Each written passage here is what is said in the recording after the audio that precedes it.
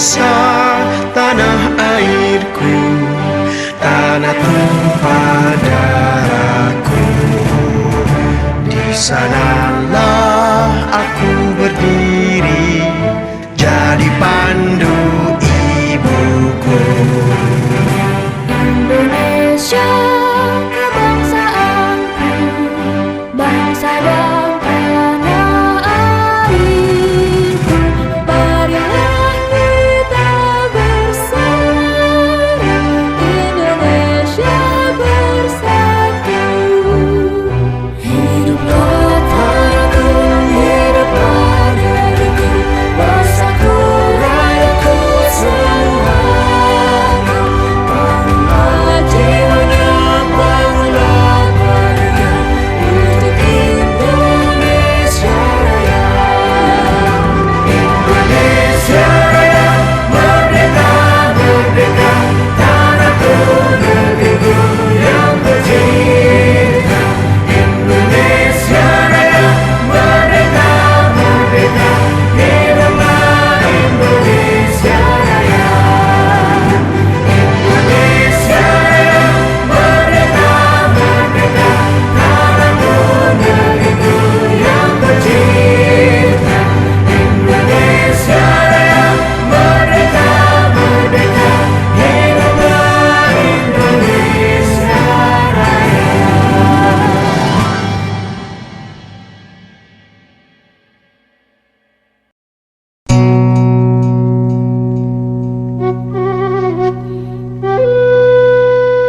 Rik, kapan kamu masuk sekolah lagi? Saya masih harus bantu Aki. Sabar ya, Rip. Ya, Ki. Awas, hati-hati licin. Ayo. Halo. Assalamualaikum. Waalaikumsalam. Pak Kades, ada sembako buat Terima Aki kasih, Pak sekeluarga. Silakan, silakan. Aki, ini kenapa? Sepertinya sedang tidak sehat. Saya sama suami atas minggu ini begini keadaannya. Atas berobat. Acan, Bu Dokter. Sekarang tidak usah khawatir lagi soal biaya berobat. Semua sudah dijamin oleh pemerintah. Namanya Jamkesmas. Semua biaya gratis. Bukan hanya itu saja, Ki. Untuk kebutuhan sehari-hari, pemerintah punya program KKS atau Kartu Keluarga Sejahtera. Ibu bawakan seragam dan perlengkapan sekolah yang baru. Bantuan pendidikan dari pemerintah atau PIP. Alhamdulillah, kini Alif bisa sekolah lagi. Yeay! Sekarang giliran saya, Pak Kades. Saya dapat apa dong, Pak Kades? Dapat ini aja, Mang Aep. Ayo, dukung gerakan pengentasan kemiskinan. Tiap warga Indonesia berhak mendapatkan layanan kesehatan yang baik dan bermutu. Dengan pendidikan yang baik, Mari ciptakan generasi Indonesia emas.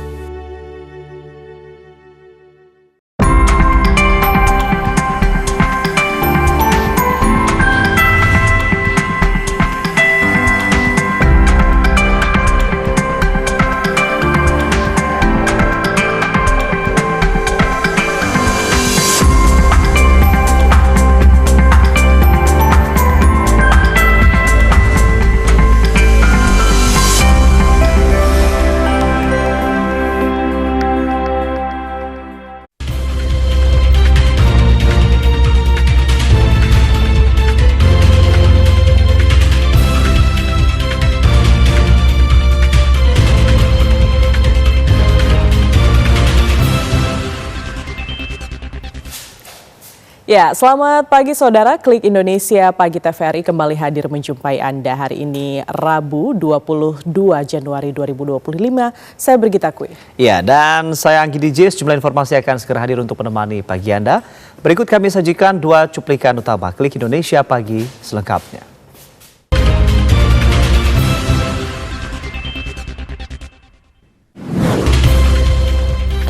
Korban meninggal dunia akibat longsor di Kecamatan Petung Kriono, Kabupaten Pekalongan, Jawa Tengah bertambah menjadi 18 orang.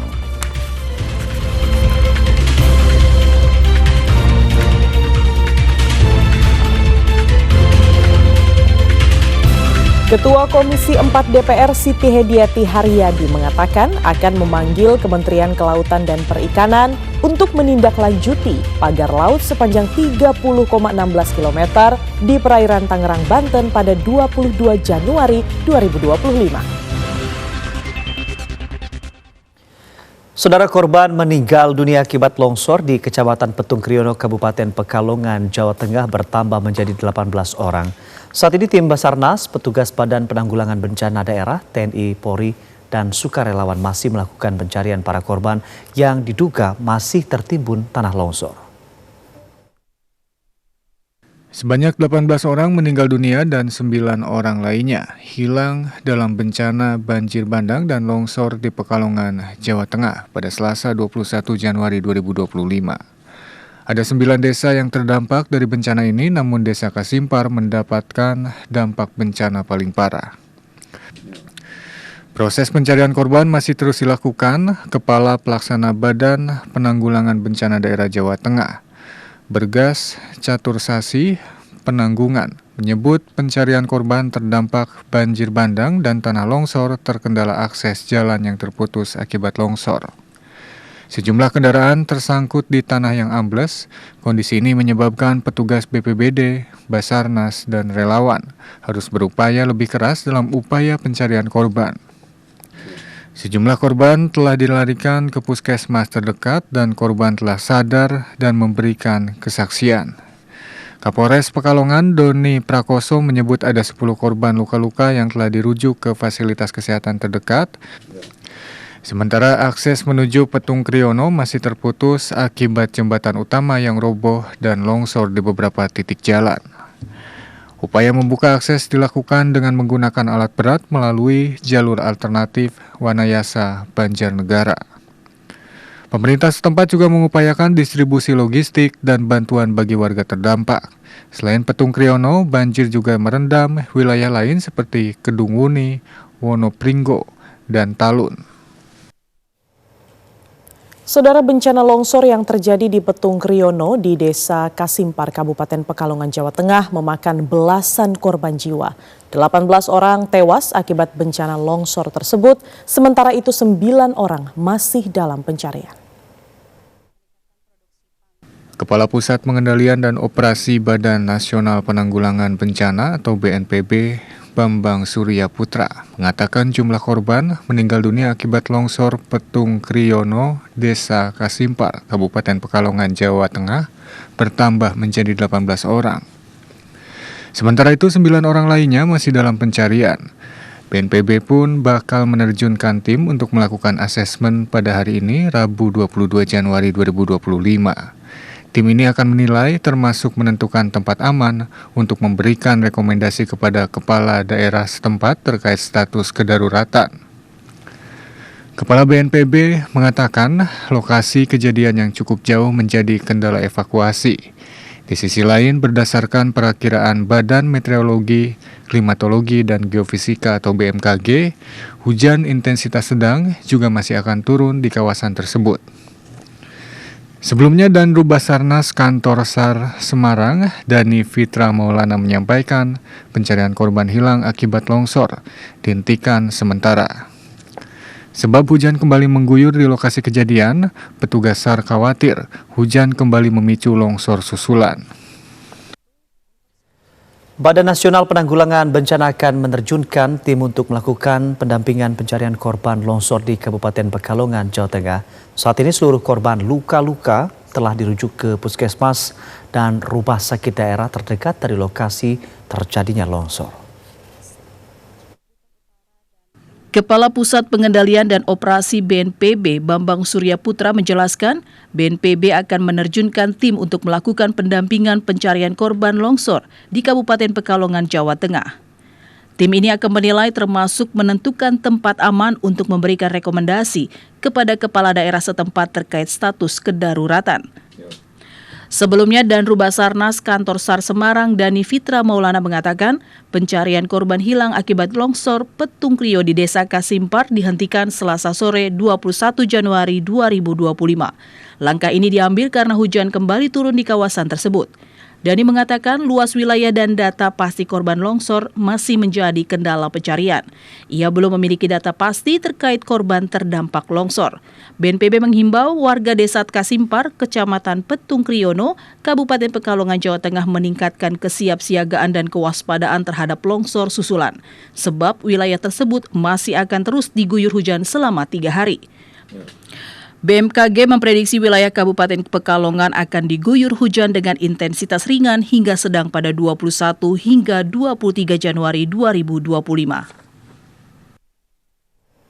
Sementara itu, saudara, sejumlah warga di Kecamatan Petung Kriono, Pekalongan mulai berdatangan ke posko penanganan bencana guna mencari kerabat yang hilang pasca bencana longsor.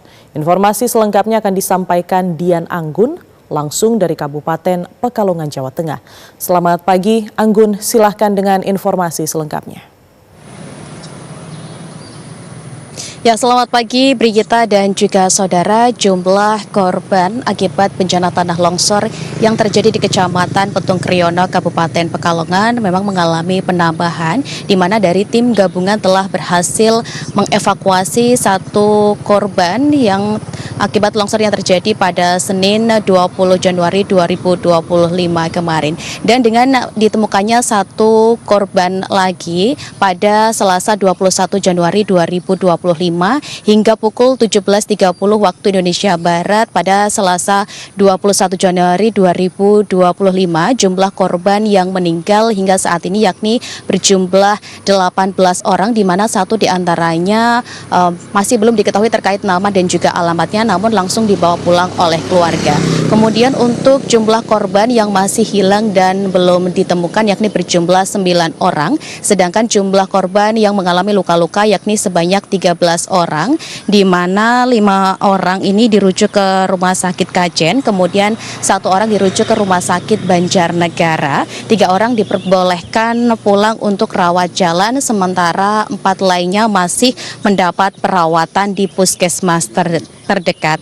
Dan dengan adanya korban hilang yang masih belum ditemukan dan masih terus dilakukan pencarian, dari kerabat korban yang masih belum menemukan anggota keluarganya terus berdatangan di posko pencarian untuk mendapatkan informasi lebih lanjut.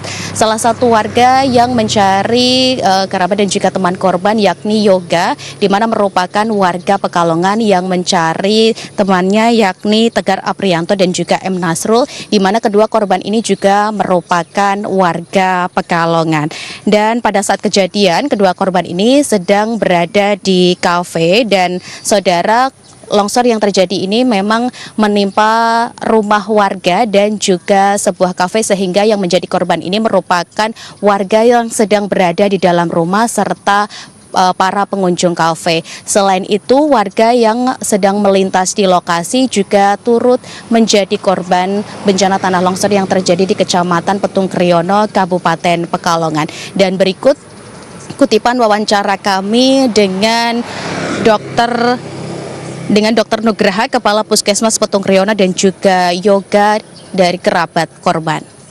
Kondisinya ada fraktur 2 orang, dan 4 ada luka dalam, trauma dada sama trauma abdomen atau perut. Sudah dimakamkan. Tadi pagi sempat ricuh karena dari kecamatan tak ditemukan dulu, ternyata dari keluarga orang sini semua kebanyakan yang ada, jadi tak segera dimakamkan. Jadi otomatis ya kita asisin aja, penting sudah teridentifikasi. Ketemu nggak tadi? Kalau dari atas nama Tegar Aprianto dan M. Nasrul Amin belum ditemukan. Dan statusnya hilang ya? Masih status hilang. Ini berarti masih mau nunggu di sini atau gimana? Ya, nunggu sini. Mau nunggu di sini sampai ada kejelasan gitu. Ya saudara, selain menimbulkan korban jiwa, longsor yang terjadi di Kecamatan Petung Kriono, Kabupaten Pekalongan ini juga menyebabkan 2 unit rumah rusak berat, kemudian 2 jembatan rusak, dan juga 3 unit kendaraan roda 4 rusak berat. Dan hingga saat ini untuk proses pencarian korban pada Selasa 21 Januari 2025 kemarin sempat dihentikan karena hujan sering turun dan juga sehingga tidak memungkinkan untuk melakukan pencarian. Dan pada pagi hari ini pencarian akan kembali dilakukan oleh tim SAR dan juga relawan serta dibantu dengan TNI dan juga Polri, di mana pencarian pada hari ini nantinya akan dimulai kurang lebih pada pukul 8 pagi. Demikian Brigita dan juga saudara laporan dari Kabupaten Pekalongan, kembali ke studio. Baik, hingga saat ini 9 orang masih dalam pencarian. Dian Anggun melaporkan langsung dari Pekalongan, Jawa Tengah. Terima kasih. 9 desa di wilayah Kecamatan Petung Kriono, Kabupaten Pekalongan terdampak bencana longsor. Desa Kasimparan menjadi wilayah yang paling parah terdampak dengan banyaknya korban jiwa dan kerusakan yang meluas. Hujan deras yang melanda wilayah Kecamatan Petung Kriono, Kabupaten Pekalongan, Jawa Tengah pada Selasa 21 Januari 2025 menyebabkan longsor besar yang berdampak pada 9 desa. Desa Kasimpar menjadi wilayah paling parah terdampak dengan banyaknya korban jiwa dan kerusakan yang meluas.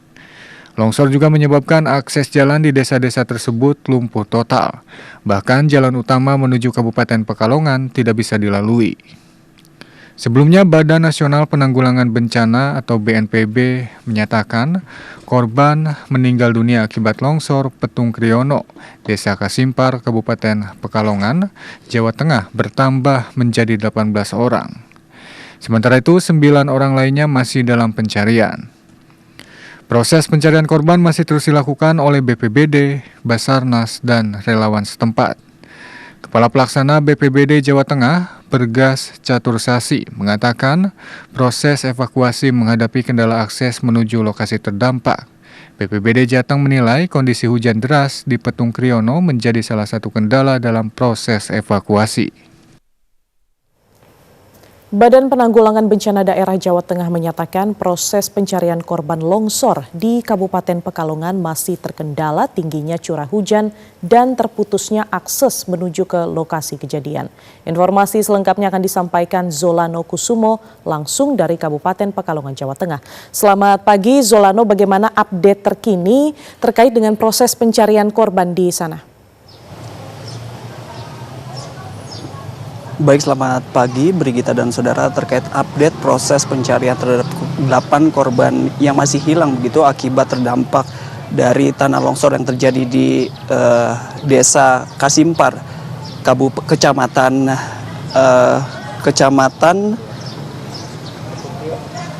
Petung Kriono, Kabupaten Pekalongan, Jawa Tengah. Berdasarkan informasi yang kami dapat dari BNPB bahwa proses pencarian korban masih akan terus dilakukan pada hari ini dengan mengerahkan ratusan personil gabungan begitu yang terdiri dari BNPB, BPBD, Polda Jawa Tengah dan juga para relawan yang akan difokuskan di beberapa titik longsor itu terjadi begitu Brigita. Kemudian sebelumnya memang proses pencarian korban hilang ini sempat diberhentikan sementara pada Selasa sore kemarin akibat terkendala oleh cuaca seperti kabut tebal begitu yang mengganggu jarak pandang petugas dan juga curah hujan yang masih mengguyur titik lokasi bencana tanah longsor begitu yang dikhawatirkan akan terjadi longsor susulan begitu. Hal itulah yang menjadi alasan para petugas gabungan untuk menghentikan sementara proses pencarian pada Selasa kemarin. Kemudian selain itu BNPB juga pada hari ini akan mengerahkan tim asesmen begitu yang nantinya untuk memetakan daerah-daerah rawan begitu yang untuk merekomendasikan kepada kepala daerah untuk lokasi-lokasi mana begitu yang dinyatakan darurat dan tidak boleh digunakan atau digunakan untuk tempat pengungsian begitu oleh para warga yang terdampak dari tanah longsor di Desa Kasimpar. Kemudian BPBD Kabupaten Pekalongan juga sempat menyatakan bahwa dalam proses evakuasi para korban di Desa Kasimpar ini membutuhkan begitu alat berat dan hingga saat ini alat berat untuk membantu proses evakuasi dan juga pencarian 8 korban hilang masih belum mencapai atau bisa melewati lokasi-lokasi yang memang masih terputus begitu jalanannya untuk dapat membantu proses evakuasi dan juga pencarian korban hilang di titik lokasi yang terjadi tanah longsor di Desa Kasimpar. Hal itulah yang menjadi kendala petugas gabungan untuk melakukan proses pencarian 8 korban, namun para petugas begitu masih terus berupaya melakukan pencarian dengan alat-alat seadanya hingga saat ini, dan berdasarkan informasi yang kami dapat juga dari Pemkab Kabupaten Pekalongan bahwa telah meminta bantuan dari pemerintah pusat begitu berupa alat-alat berat dan diharapkan dapat segera bisa diturunkan di titik lokasi longsor untuk membantu proses evakuasi para korban yang masih belum ditemukan. Selain itu, Pemkab Kabupaten Pekalongan juga telah menetapkan status tanggap darurat selama 14 hari ke depan terhitung dari Senin kemarin hingga 12 hari ke depan. Kemudian BNPB juga menyatakan atau mengimbau kepada para warga di sekitar untuk mengevakuasi diri begitu, karena memang cuaca di sekitar kawasan tanah longsor ini dikhawatirkan masih terjadi longsor susulan, sehingga para warga diimbau untuk berhati-hati dan meningkatkan kewaspadaan untuk mengevakuasi diri begitu, Brigita. Untuk sementara demikian yang dapat saya laporkan, Brigita. Baik, BPBD Jawa Tengah dan unsur gabungan TNI Polri sudah melakukan pemetaan dan proses pencarian korban hingga saat ini masih berlangsung. Zolano, terima kasih, selamat bertugas kembali. Penjabat Gubernur Jawa Tengah Nana Sujana meninjau lokasi terdampak banjir di Kabupaten Brebes, Jawa Tengah. Tiba di lokasi, PJ Gubernur menyempatkan berdialog dengan petugas dan warga setempat serta memberikan bantuan. Lokasi yang menjadi kunjungan PJ Gubernur Jawa Tengah Nana Sujana yakni di Desa Kerasak dan Limbangan Kulon, Kecamatan Brebes, Kabupaten Brebes. Tiba di Kelurahan Limbangan Kulon, PJ Gubernur bersama rombongan menuju pemukiman yang masih tergenang banjir. Banjir yang terjadi sejak Senin pagi kini berangsur surut. Ketinggian air bervariasi dari 10 hingga 30 cm. Genangan banjir disebabkan karena meluapnya Sungai Pemali yang tidak mampu menampung debit air hingga akhirnya meluap. PJ Gubernur Jawa Tengah Nana Sujana mengatakan banjir di Brebes ini terjadi akibat dampak cuaca buruk, curah hujan intensitas tinggi. Kondisi diperparah air kiriman dari hulu yang mengalir cukup deras karena kerusakan hutan di wilayah perbukitan. Ya memang tidak semuanya bisa diatasi. Memang faktanya saat ini juga masih intensitas hujan masih cukup tinggi, ini yang menyebabkan banjir. Genangan banjir di hari kedua, debit air sudah mulai turun atau surut. Jika sebelumnya debit air mencapai sekitar 70 hingga 80 cm, saat ini berangsur menjadi 20 hingga 30 cm. Dalam kesempatan ini, PJ Gubernur Jawa Tengah juga memberikan bantuan uang kepada Pemkab dan beras untuk warga terdampak. Faujan Nur Aziz, TVRI Jawa Tengah melaporkan. Kita beralih ke sorotan lain. Saudara, sidang pra-peradilan terkait status tersangka Sekretaris Jenderal PDI Perjuangan Hasto Kristianto ditunda. Penundaan dilakukan karena pihak termohon atau KPK tidak hadir pada sidang perdana pra-peradilan. Pengadilan Negeri Jakarta Selatan menggelar sidang perdana pra-peradilan Hasto Kristianto pada Selasa 21 Januari 2025. Hasil sidang perdana, Hakim Tunggal Juyamto memutuskan untuk menunda sidang hari ini dan akan dilanjutkan pada 5 Februari 2025. Hal ini dilakukan karena Komisi Pemberantasan Korupsi KPK sebagai termohon tidak hadir di sidang perdana. Hakim Juyanto mengungkapkan telah mendapat surat permohonan penundaan sidang dari KPK pada 16 Januari 2025.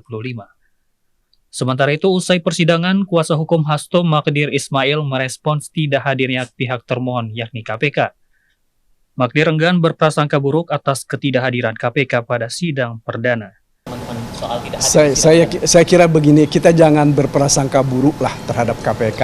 Mari kita hormati, mungkin mereka terlalu sibuk sehingga belum sempat hadir. Ya, mungkin juga mereka mempersiapkan bukti-bukti permulaan yang cukup untuk membantah dan menguatkan dalil-dalil mereka. Ya, saya kira begitu. Sebelumnya, Sekjen PD Perjuangan Hasto disangka dalam 2 perkara, yakni kasus suap terkait proses pergantian antar waktu PAW, anggota DPR terpilih 2019-2024, dan perintangan penyidik atau obstruction of justice kasus buron KPK Harun Masiku. Informasi lainnya masih akan hadir sesaat lagi. Tetaplah bersama kami.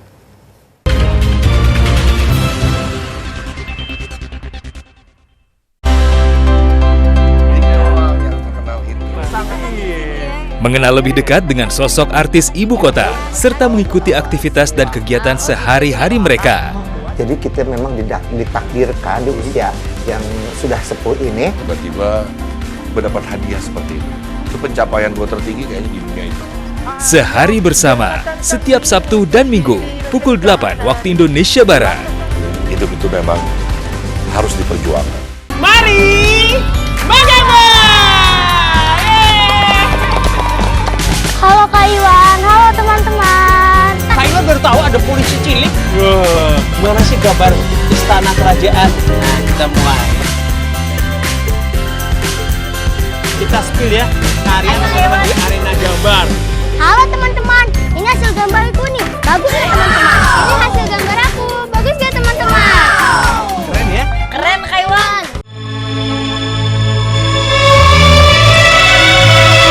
Jangan-jangan dia tertidur.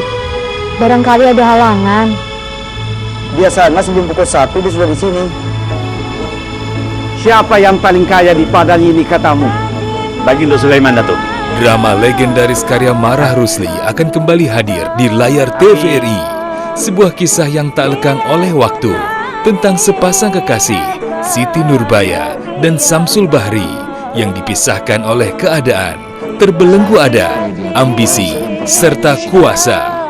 Akankah mereka mampu melawan takdir? Siti Nurbaya, Kasih Tak Sampai, segera di TVRI. Sudah begitu rupanya suratan tangan. Terima kasih banyak, Engku.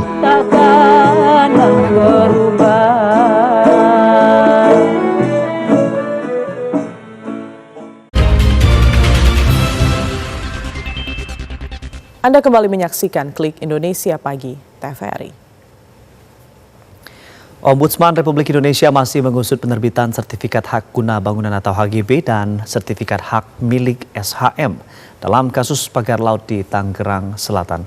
Dari kasus ini, maksud kami, Ombudsman juga memiliki kewenangan untuk melakukan investigasi jika terdapat indikasi terjadinya pelanggaran terhadap pendirian pagar di Tangerang, Banten. Anggota Ombudsman Republik Indonesia Heri Susanto mengungkapkan saat ini pihaknya masih menunggu penyelesaian laporan yang dilakukan oleh Ombudsman Provinsi Banten. Ombudsman Provinsi Banten saat ini masih mengusut penerbitan sertifikat hak guna bangunan HGB dan sertifikat hak milik SHM terkait kasus pagar laut sepanjang 30,16 km yang dibangun di wilayah pesisir Kabupaten Tangerang, Banten. Heri menegaskan Ombudsman memiliki kewenangan untuk melakukan investigasi jika terdapat indikasi terjadinya pelanggaran dalam proses penerbitan HGB dan SHM, khususnya yang terkait dengan wilayah perairan atau laut. Ia mengatakan jika nantinya terdapat maladministrasi, maka pihaknya akan menyampaikan kepada pihak terlapor. Jadi kami ini memang kalau dari sisi penyelesaian laporan masyarakat dari LHP-nya kami sampaikan kepada pihak terlapor, kami monitoring sampai dengan batas mana pihak terlapor ya, yang kebanyakan pemerintah gitu, ya, baik kementerian lembaga, ya, pusat daerah maupun BUMN, BUMD, ini kita lihat sampai sejauh mana mereka menindaklanjuti hasil temuan Ombudsman itu kalau ada maladministrasi. Jadi kalau tidak ada maladministrasi, kita sampaikan ke masyarakat yang melapor, gitu. Tapi kalau ada maladministrasi, kami sampaikan ke pihak terlapor untuk dilaksanakan tindakan korektifnya. Anggota Ombudsman Heri Susanto menekankan kolaborasi antar lembaga tersebut sangat diperlukan untuk mengidentifikasi dan menangani potensi penyimpangan yang terjadi. Ketua Komisi 4 DPR Siti Hediati Haryadi mengatakan akan memanggil Kementerian Kelautan dan Perikanan untuk menindaklanjuti pagar laut sepanjang 30,16 km di perairan Tangerang, Banten pada 22 Januari 2025. Komisi 4 DPR RI juga akan mengecek kebenaran dari sertifikat hak guna bangunan dan sertifikat hak milik atas pagar laut sepanjang 30,16 km tersebut. Penjelasan yang telah disampaikan. Selanjutnya, Ketua Komisi 4 DPR RI Siti Hediati Haryadi alias Titi Soeharto mengatakan Komisi 4 DPR RI akan menggelar rapat dengan Menteri Kelautan dan Perikanan Sakti Wahyu Trenggono untuk membahas pagar laut di Tangerang, Banten pada 22 Januari 2025. Ia menilai masalah pagar laut dari bambu yang membentang sepanjang lebih dari 30 km terlalu lama berlarut-larut. Komisi 4 DPR RI juga akan mengecek kebenaran dari sertifikat hak guna bangunan dan sertifikat hak milik atas pagar laut di perairan Tangerang, Banten. Setelah melakukan rapat dengan Menteri Kelautan dan Perikanan, Komisi 4 DPR RI akan melakukan kunjungan kerja spesifik untuk meninjau langsung pagar laut di perairan Tangerang pada 23 Januari 2025. Titi Soeharto menjelaskan kemungkinan Komisi 4 DPR RI akan membuat panitia khusus pagar laut untuk mengusut kasus pemasangan pagar laut yang menyita perhatian publik. Ia mengaku heran terhadap munculnya pagar laut panjang di perairan Tangerang sebab ditaksir menghabiskan biaya yang tidak sedikit dan tidak mudah untuk memasangnya. Untuk itu, ia mendesak pemerintah untuk segera mengusut dalang yang melakukan pemasangan pagar ilegal di perairan Tangerang tersebut. Ya, saudara, sementara itu Badan Pertanahan Nasional Jawa Timur melakukan investigasi atas temuan 3 HGB yang berada di Laut Sidoarjo atas nama 2 perusahaan properti, yakni PT Surya Inti Permata dan PT Semeru Cemerlang.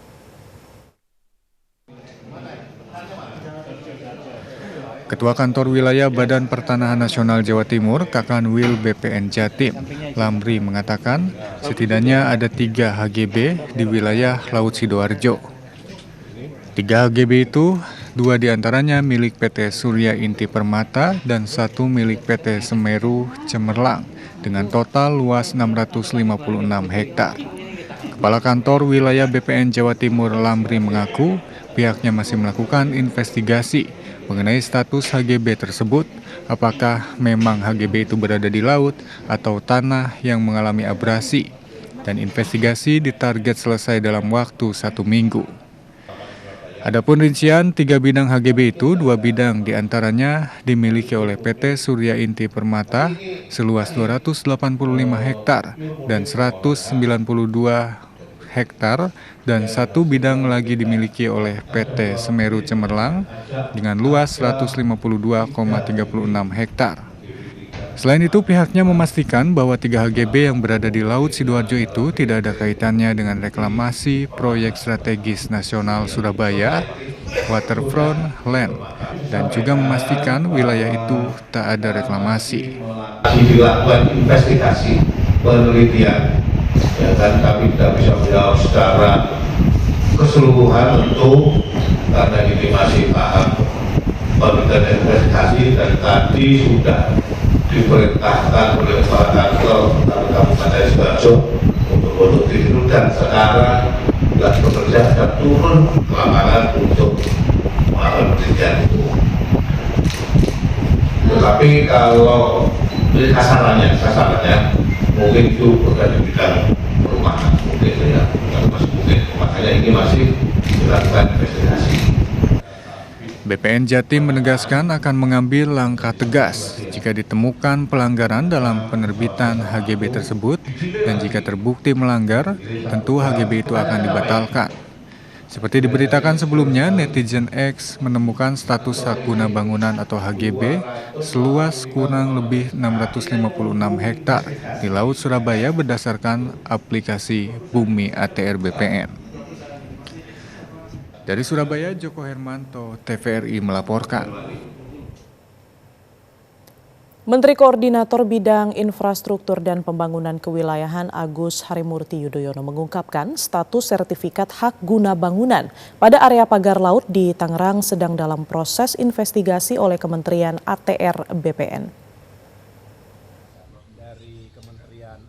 Menteri Koordinator Bidang Infrastruktur dan Pembangunan Kewilayahan Agus Harimurti Yudhoyono mengatakan status sertifikat hak guna bangunan pada area pagar laut di Tangerang muncul pada tahun 2023 atau sebelum ia menjabat sebagai Menteri ATR BPN. Menko AHY juga mengungkapkan bahwa selama menjabat ia tidak pernah menerima laporan terkait pemberian HGB untuk area pagar laut tersebut. Menko IPK menegaskan saat ini kasus tersebut dalam proses investigasi.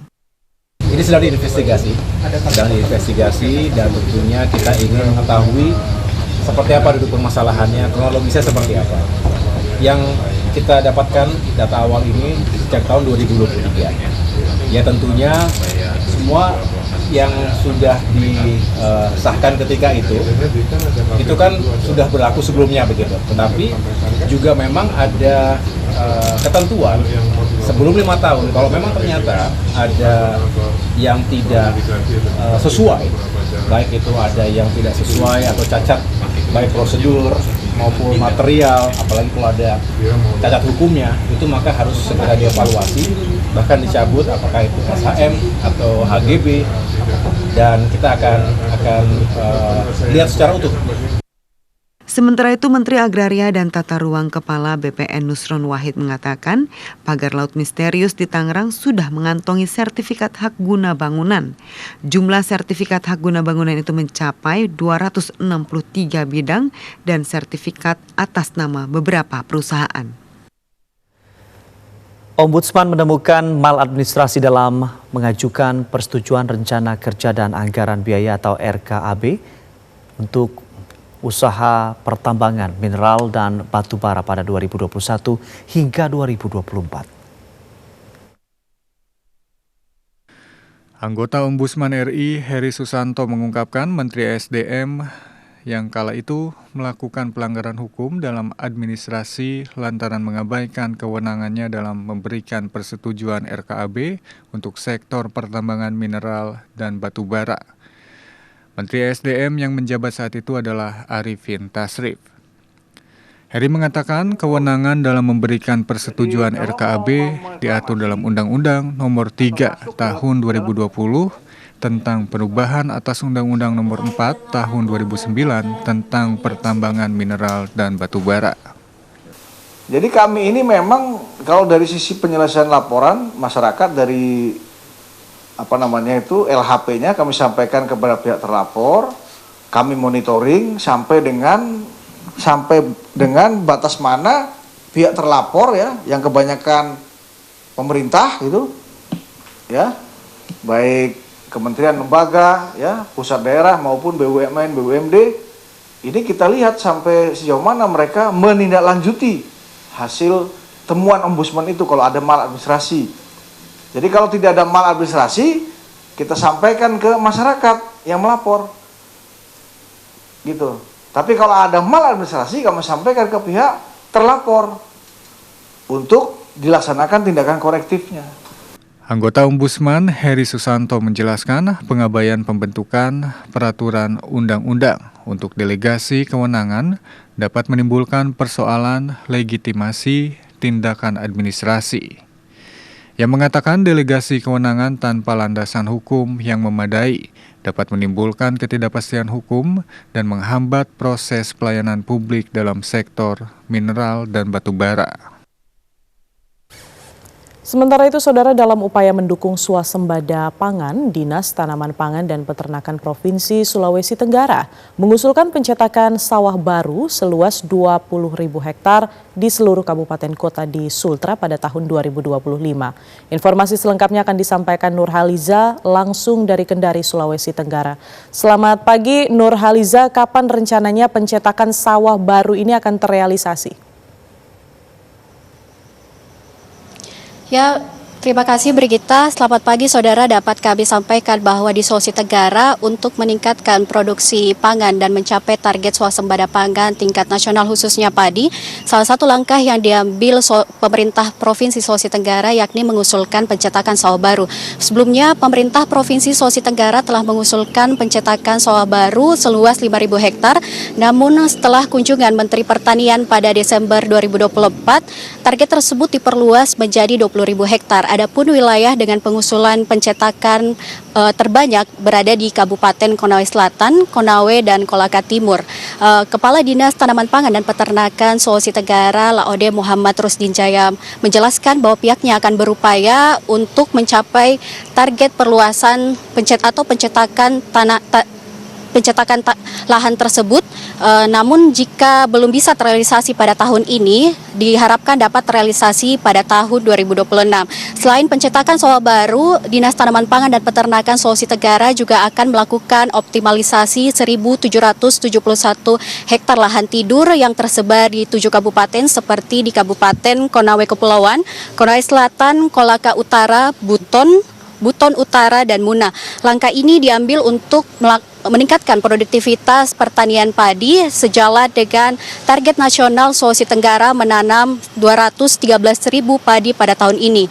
Tidak hanya itu, untuk sektor jagung Sulawesi Tenggara juga mendapatkan target penanaman lebih dari 21.000 hektar untuk luas tambah tanam reguler serta 14.000 luas tambah tanam kerjasama dengan kemitraan kepolisian. Adapun sektor jagung Sulawesi Tenggara ini tersebar di beberapa wilayah seperti di Muna Barat, Buton Utara, dan Konawe Selatan. Berikut kutipan wawancara kami bersama Kepala Dinas Tanaman Pangan dan Peternakan Sulawesi Tenggara, Laode Muhammad Rusdin Jaya.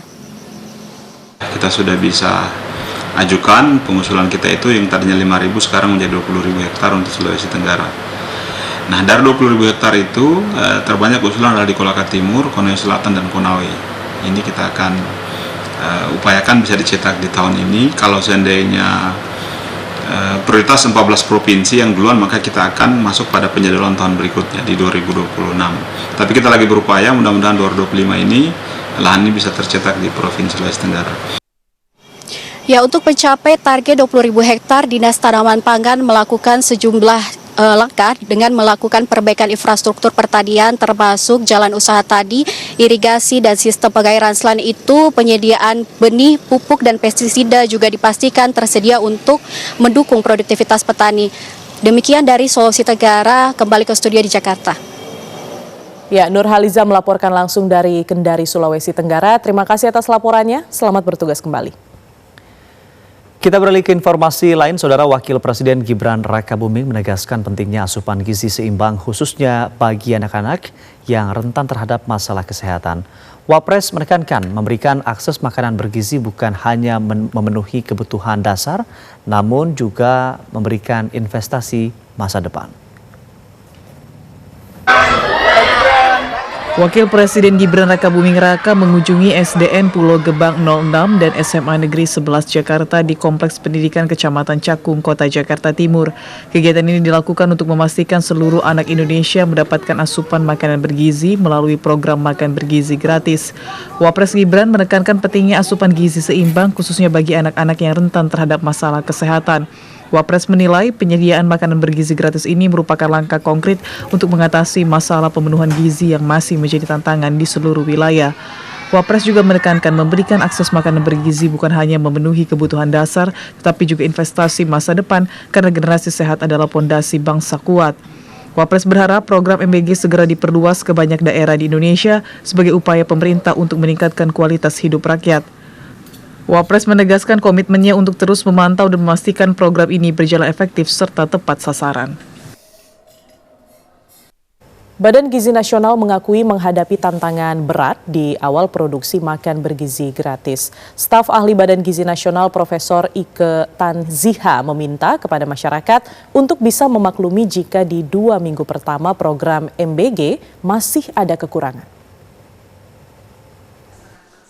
Staf ahli Badan Gizi Nasional Profesor Ike Tanziha mengatakan Badan Gizi Nasional mengakui menghadapi tantangan berat di awal produksi makan bergizi gratis.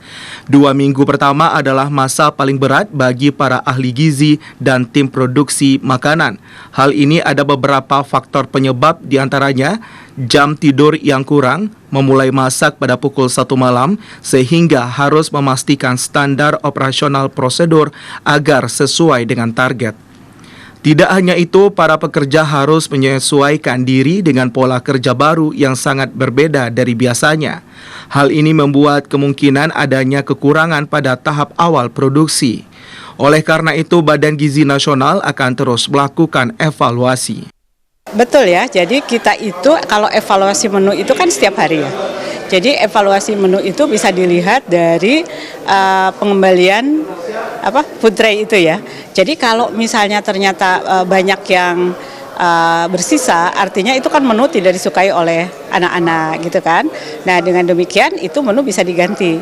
Tapi kalau dilihat food tray-nya bagus nih habis, artinya makanan tersebut sangat disukai. Nah tetapi itu pun nanti secara sampel kita juga bertanya kepada anak-anak, kenapa makanan ini tidak habis? Apakah rasanya atau memang makanan ini tidak disukai atau bahannya itu memang baru dikenal. Nah itu ya, sehingga dengan demikian kita bisa mengevaluasi menu-menu selanjutnya. Staf ahli Badan Gizi Nasional Profesor Ike Tanziha memastikan dengan kerjasama yang baik, proses produksi makan bergizi gratis dapat berjalan lebih lancar.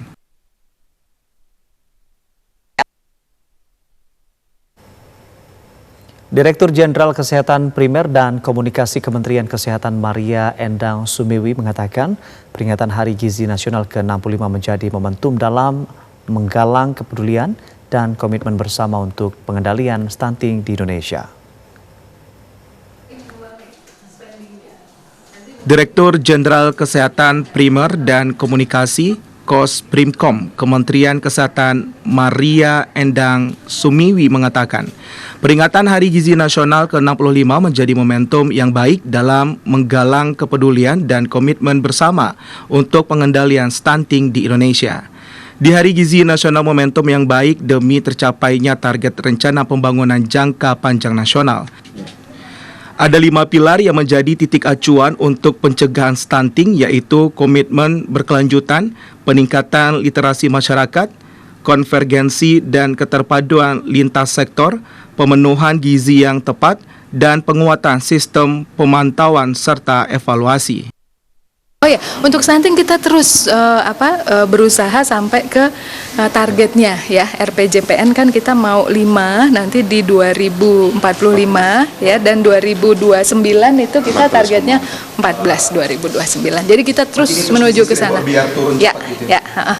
Saat ini kasus stunting dari tahun ke tahun mengalami penurunan. Pada akhir tahun 2024, kasus stunting berada di posisi 21,5%.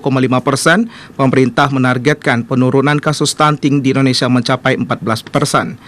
Hari Gizi Nasional ke-65 mengangkat tema Pilih Makanan Bergizi untuk Keluarga Sehat. Hal ini bertujuan untuk penerapan klasifikasi pangan dan minuman berdasarkan kandungan gula dan lemak jenuh. Kita beralih ke informasi lainnya. Saudara Menteri Koordinator Bidang Infrastruktur dan Pembangunan Kewilayahan Agus Harimurti Yudhoyono mengatakan proyek Ibu Kota Nusantara akan dilanjutkan dan memasuki tahap kedua. Menko AHY menyatakan anggaran IKN untuk tahap kedua mencapai 48,8 triliun rupiah. Menko Bidang Infrastruktur dan Pembangunan Kewilayahan Agus Harimurti Yudhoyono mengatakan proyek Ibu Kota Nusantara akan dilanjutkan dan memasuki tahap kedua. Menko AHY mengatakan Presiden Prabowo Subianto sudah menyetujui anggaran IKN untuk tahap kedua mencapai 48,8 triliun rupiah untuk 5 tahun ke depan. Kepala Otorita IKN Basuki Hadimulyono mengungkapkan Presiden Prabowo Subianto menargetkan Ibu Kota Nusantara akan menjadi ibu kota politik mulai tahun 2028. Hal ini diungkapkan Menko IPK Agus Harimurti Yudhoyono dan Kepala OIKN Basuki Hadimulyono usai rapat terbatas di Istana Kepresidenan Jakarta. Tadi Bapak Presiden Prabowo Subianto sudah menyampaikan dan menegaskan bahwa sudah di-approve anggaran untuk kelanjutan pembangunan IKN itu 48,8 triliun rupiah untuk 5 tahun ke depan. Tentu sekali lagi nanti akan dibagi dalam tahapan-tahapan yang harus dikawal dengan ketat. Tadi targetnya bahwa tahun 2028 agar bisa ditetapkan IKN ini sebagai ibu kota politik Republik Indonesia. Pembangunan IKN akan dilanjutkan dengan mengikuti alur yang telah ditetapkan sebelumnya. Kelanjutan pembangunan IKN akan dibagi dalam beberapa tahapan dan bakal dikawal dengan ketat. Anggaran tersebut diantaranya akan digunakan untuk menyelesaikan proyek pembangunan fasilitas atau gedung-gedung yang digunakan untuk legislatif dan yudikatif. Presiden Prabowo Subianto menyampaikan ucapan selamat kepada Donald Trump atas pelantikannya sebagai Presiden ke-47 Amerika Serikat. Kepala negara menegaskan Indonesia tetap berkomitmen untuk bekerja sama dengan Amerika Serikat. Donald Trump resmi dilantik sebagai Presiden ke-47 Amerika Serikat pada Senin waktu setempat. Presiden Prabowo Subianto memberikan ucapan selamat atas pelantikan Trump. Ucapan selamat tersebut disampaikan Presiden Prabowo Subianto dalam akun resmi kepresidenan di Instagram. Presiden Prabowo mengungkapkan komitmen Indonesia untuk bekerja sama dengan pemerintah Amerika Serikat. Indonesia juga akan memperkuat kerjasama strategis jangka panjang. Kepala negara berharap kerjasama Indonesia dan Amerika Serikat di masa pemerintahan Trump dapat membawa keuntungan bagi kedua negara. Donald Trump resmi dilantik sebagai Presiden Amerika Serikat pada Senin 20 Januari 2025. Trump menjadi Presiden ke-47 Amerika Serikat pada usia 78 tahun. Pelantikan Donald Trump berlangsung di dalam ruangan di gedung Capitol Washington DC, Amerika Serikat. Saudara, sejumlah informasi lainnya masih akan kami hadirkan usai jeda berikut ini. Tetaplah bersama Klik Indonesia Pagi.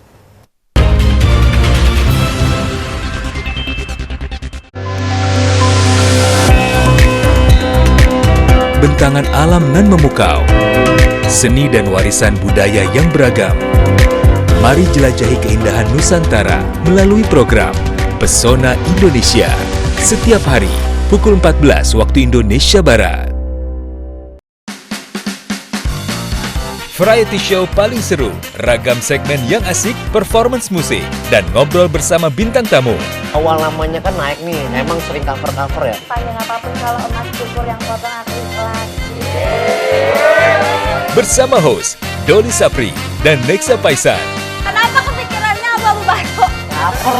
Seblak Show, serunya blak-blakan, Senin sampai Kamis, pukul 11 waktu Indonesia Barat.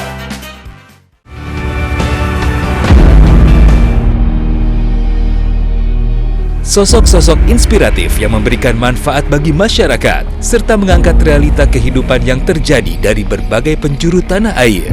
Kalian melihat hijau di mana-mana, krisis air itu nyata. Hal yang berkaitan dengan upaya reforestasi selalu kita gambarkan di mana-mana. Inspirasi Indonesia, setiap hari pukul 14.30 waktu Indonesia Barat. Fokus membangun di kampung saya. Membahas ragam topik menarik yang mendalam tentang dunia kesehatan. Yang dibicarakan dan orang banyak tahu tuh mengenai pertumbuhannya ya. Karena memang mindset orang Indonesia tuh kan kalau udah kulit coklat udah aman. Bersama para dokter dan bintang tamu yang kompeten di bidangnya. Kalau pH juga iya, tapi dia lebih ke kandungannya itu sih. Halo Dokter, Senin sampai Kamis pukul 9.30 waktu Indonesia Barat.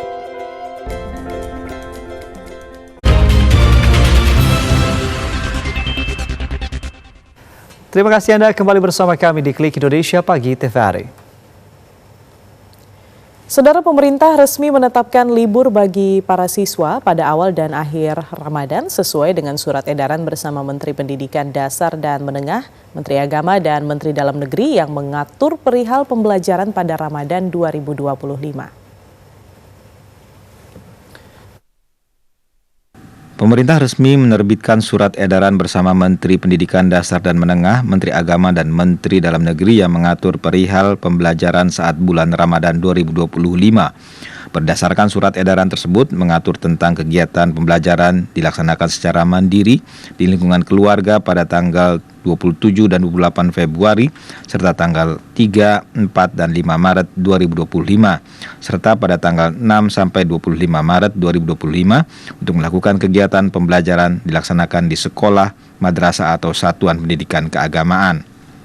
Regulasi ini diharapkan menjadi acuan bagi pemerintah daerah, kantor wilayah Kementerian Agama Provinsi, kabupaten kota, sekolah, madrasah, satuan pendidikan keagamaan, guru, tenaga pendidikan, orang tua atau wali, dan atau pihak terkait dalam rangka pembelajaran di sekolah, madrasah, satuan pendidikan keagamaan selama bulan Ramadan.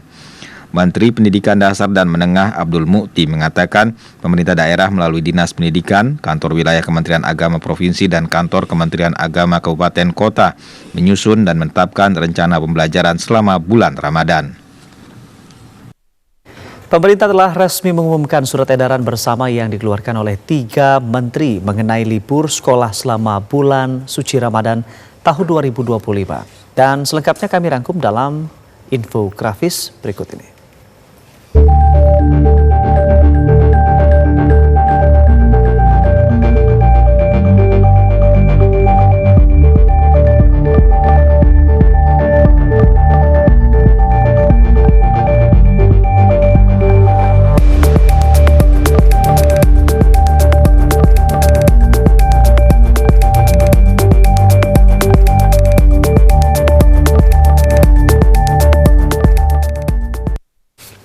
Kita ke sorotan lain, saudara. Fashion stylist atau penata busana adalah salah satu peluang karir yang menjanjikan dan mulai dilirik oleh banyak orang.